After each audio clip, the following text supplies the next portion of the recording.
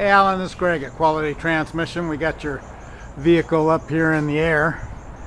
And a couple things I want to show you. You didn't have much left on this clutch, and I talked to you before about how mechanical you were, and you know enough to be dangerous. This is that dual mass flywheel. As you can see, it's just about ready to separate.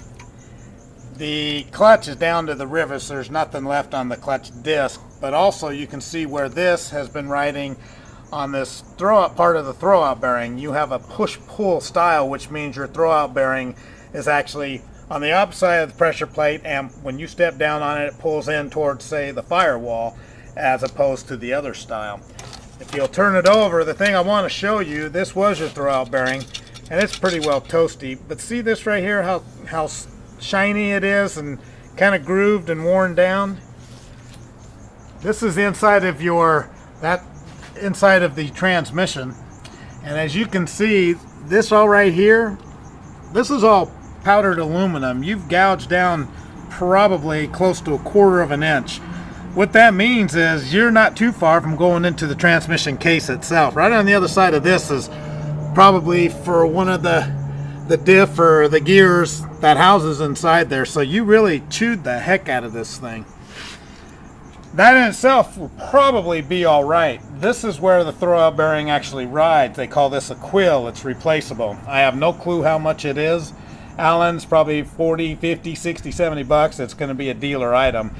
But I don't know if you can see it, but part of the clutch grooved into here and chewed this down.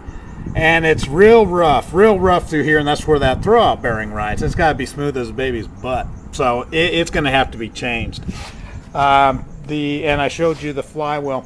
One of the things I wanted to show you, all this dark color here, this is antifreeze that's been kind of forming on there. And up underneath here, one of the things he pointed out is you do have a couple of leaks. I'll try and get it to where you can see it, but it's fresh antifreeze, and it looks like maybe some stop leak's been in there, and it's real kind of crusty, kind of like peanut brittle, only I don't recommend you eating it.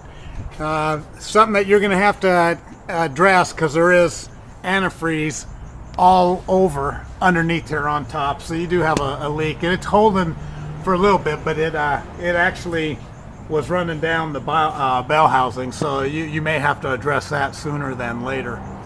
You mentioned something about your power steering and why we got the tranny out. I just kind of wanted you to see it. More than likely the hose right there where the rubber and the crimp meet, it could be more than that. It isn't something we do, but I do want you to kind of see that. I'll get this over to you so you have an idea of what we're up against, but you can see it's been leaking for a long time. It's all underneath there all the way back, so that's something you're gonna have to address sooner than later, that and the radiator.